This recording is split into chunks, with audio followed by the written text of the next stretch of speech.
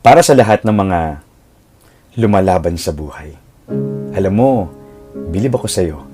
Kasi kahit hirap na hirap ka na, ipinapakita mo pa rin kaya mo pa.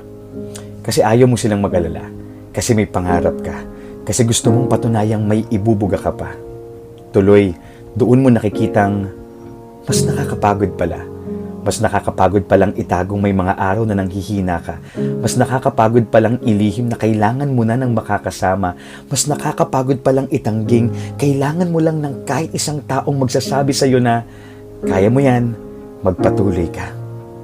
One realization that changed the way I deal with my battles. I don't fight alone.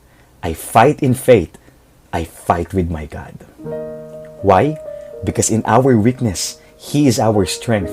In our doubt, He is our guide. And in our heartbreak, He is our breakthrough. Walang labang hindi na